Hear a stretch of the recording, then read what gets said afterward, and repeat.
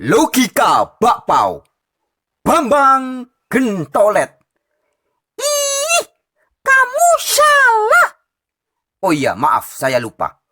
Bambang Nursena. Nah.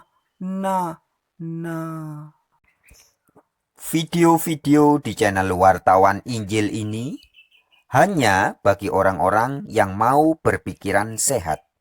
Bagi yang tidak mau, skip aja.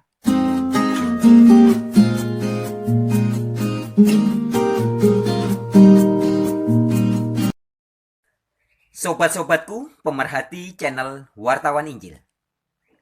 Di dalam Alkitab 1 Yohanes pasal 4 ayat 1 dikatakan, saudara-saudaraku yang kekasih, janganlah percaya akan setiap roh, tetapi ujilah roh-roh itu, apakah mereka berasal dari Allah? Sebab banyak nabi-nabi palsu yang telah muncul dan pergi ke seluruh dunia. Nah, jadi jelas ya teman-temanku semua. Ayat ini memberitahu kita supaya kita menguji setiap roh. Jadi ketika ada pemberitaan, jangan asal percaya, tapi juga jangan asal tidak percaya. Jangan asal menerima, tapi juga jangan asal menolak. Karena semua itu harus diuji dulu. Sebab banyak nabi palsu, guru-guru palsu yang telah muncul dan pergi ke seluruh dunia. Teman-teman, adapun di beberapa video yang terdahulu, kita sudah membongkar bentuk-bentuk kebohongan publik dan juga fitnahan-fitnahan yang dilakukan terhadap Unitarian oleh Bambang Gentolet. Suka hoax. Hus. Yang bener dong mas bro. Oh iya, sorry. Bambang Nursena, sarjana hukum. Gitu ya pak? Betul. Oke. Dan melalui video kali ini, lagi-lagi Markibong, mari kita bongkar.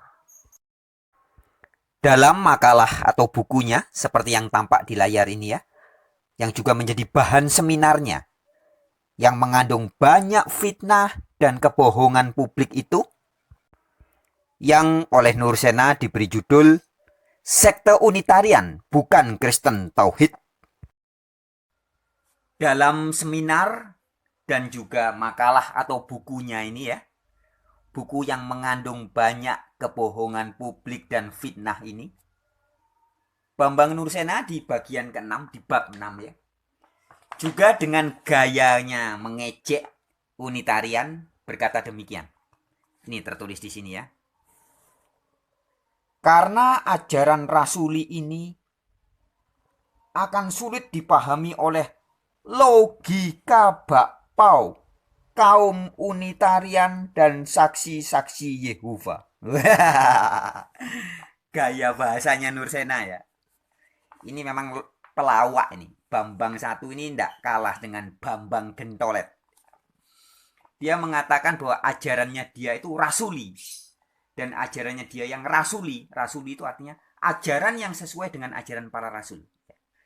Ajarannya Nursena yang diklaim sebagai rasuli itu akan sulit dipahami oleh logika bakpao kaum Unitarian dan saksi-saksi Yehova. Jadi katanya Bambang Gentolet satu ini, logikanya Unitarian itu adalah logika bakpao. Nah, maka dari itu video ini layak kita beri judul Logika Bakpao Bambang Nursena, sarjana hukum. Jadi teman-teman, karena Nursena sudah mengejek Unitarian dan teman-teman saksi Yehova sebagai logikanya bakpao katanya ya, maka sebutan yang sama itu layak untuk kita kembalikan kepada gentolet satu ini. Mengapa begitu? Karena ada tertulis di dalam Injil Matius pasal 7 di ayatnya yang kedua. Ini perkataan Yesus ya. Saya akan bacakan. Karena dengan penghakiman yang kamu pakai untuk menghakimi, kamu akan dihakimi. Dan, nah perhatikan baik-baik. Dan ukuran yang kamu pakai untuk mengukur akan diukurkan kepadamu. Ya. Jadi kalau Nur Sena sudah mengukur dan mengklaim bahwa Unitarian dan teman-teman Saksi Yehova logikanya kayak logika bakpao. Nah sekarang melalui video ini kita akan membuktikan, kita akan mengukur bahwa sesungguhnya otak dan logika yang kayak bakpao adalah logikanya Bambang Nur Sena, sarjana hukum. Mari kita buktikan. Adapun Nur Sena sebelum mengejek Unitarian dan Saksi Yehova yang berlogika bakpao katanya, dia juga mengklaim bahwa ajarannya rasuli. Ya, di sini dikatakan ya, ajaran rasuli ini. Weh. Jadi pada kesempatan ini mari kita buktikan bahwa sesungguhnya tuduhan Nur Sena akan berbalik kepada dirinya sendiri. Kita akan buktikan bahwa logika yang bakpao itu adalah logikanya sarjana hukum satu ini. Baik, kita langsung bahas ya tentang ajaran rasuli. Kita lihat di Alkitab. Kita buka Kisah Para Rasul. Sobat-sobat Waring silakan buka dalam Kisah Para Rasul pasal 3 ayat 13. Saya akan buka dan saya bacakan ya. Kisah Para Rasul pasal 3 ayat 13. Yesus Kristus yang diberitakan oleh para rasul berbeda dengan yang diberitakan oleh Bambang Nur Sena, sarjana hukum. Bedanya di mana? Para rasul ketika memberitakan tentang Yesus Kristus, ada beberapa ayatnya saya bacakan. Kisah 3 ayat 13 mengatakan, ini khotbah Petrus ya. Allah Abraham, Ishak dan Yakub, Allah nenek moyang kita, telah memuliakan hambanya, yaitu Yesus. Nah, jadi menurut ajaran rasuli atau ajaran para rasul, Yesus adalah hambanya Allah. Allah yang mana? Itu loh, Allahnya Ibrahim atau Abraham, Allahnya Ishak, Allahnya Yakub, Allahnya nenek moyang kita. Allahnya nenek moyang kita itulah yang memuliakan Yesus. Siapa Yesus? Hambanya. Ya, jadi Yesus hamba Allah menurut ajaran para rasul atau ajaran rasuli. Sedangkan menurut Nur Sena, Yesus adalah bagian dari Allah yang Maha Kuasa. Inilah akibat dari logika bakpao.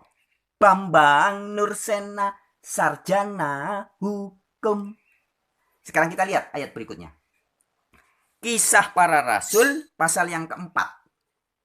Tadi pasal 3, sekarang pasal 4. Kita ke ayat yang 27. Ya. Ditulis di sini bisa dilihat ya, sobat-sobat Warin.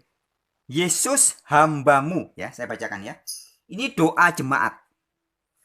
Sebab sesungguhnya telah berkumpul di dalam kota ini Herodes dan Pontius Pilatus beserta bangsa-bangsa dan suku-suku bangsa Israel melawan Yesus, hambamu yang kudus, yang engkau urapi. Nah, jadi ketika jemaat Kristen mula-mula dan para rasul berdoa kepada Allah, mereka menyebut Yesus sebagai hambamu yang kudus, yang engkau urapi. Jadi Yesus yang disesuai ajaran para rasul atau Yesus yang rasuli adalah Yesus hamba Allah. Bukan Yesus adalah bagian dari Allah, firman-Nya Allah yang menjelma mak geluduk jadi manusia. Kata siapa? Yesus adalah firman-Nya Allah yang menjelma menjadi manusia. Kata siapa? Bambang Nur Sena, sarjana hukum. Jadi jelas beda ya. Ajaran para rasul beda dengan ajaran gentolet Nur Sena. Oke, sekarang kita lihat ayat berikutnya. Ayat 30, masih di Kisah Para Rasul pasal 4 ayat 30. Ini masih di doanya jemaat tadi. Saya bacakan. Teman-teman lihat lagi ini ya. Ini yang saya kasih kuning ini, stabilo kuning. Ya. Bisa dibaca ya. Yesus hambamu yang kudus ya. Ulurkanlah tanganmu untuk menyembuhkan orang dan adakanlah tanda-tanda dan mujizat-mujizat oleh nama Yesus, hambamu yang kudus. Loh. Jadi Yesus yang dikenali oleh para rasul adalah Yesus sebagai hamba Allah yang kudus. Bukan sebagai firman-Nya Allah yang makgluduk jadi manusia. Seperti ajaran Bambang Nursena sarjana hukum. Bukan ya. Baik, selanjutnya kita lihat ayat yang terakhir. Matius pasal 12. Sobat-sobat Warin buka sendiri Alkitabnya ya. Matius pasal 12 ayat yang ke-18.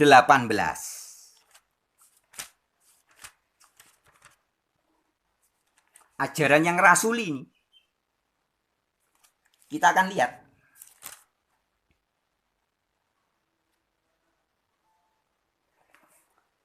Ya, judulnya di atas. Yesus hamba Tuhan. Ya, saya bacakan ayat 18. Ayat 17, mulai ayat 17. Supaya genaplah firman yang disampaikan oleh Nabi Yesaya. Jadi firman Allah yang disampaikan oleh Nabi Yesaya. Ayat 18. Matius 12 ayat 18. Lihatlah itu, hambaku yang kupilih, yang kukasihi. Ya. Jadi Yesus menurut para rasul adalah hambanya Allah. Very clear ya. Jadi jelas. Nanti lain kali kita bahas di ayat-ayat yang lain. Misalkan di kisah 5 juga. Jadi kisah para rasul itu memperkenalkan Yesus sebagai Mesias, sebagai orang yang diurapi oleh Allah, sebagai hambanya Allah. Dalam kisah 10 ayat 38 juga Yesus dikatakan Allah menyertai Yesus. Bukan Allah menjelma menjadi Yesus. Bukan ya.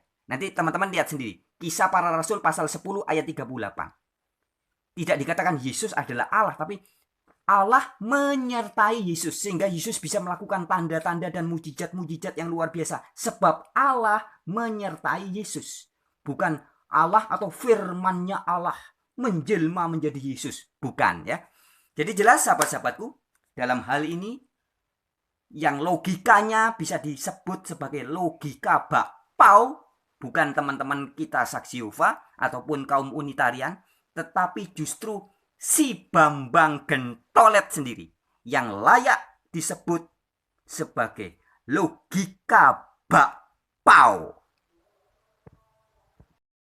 Baik, kiranya sekian dulu video kali ini. Kita akan lanjut di kesempatan yang lain.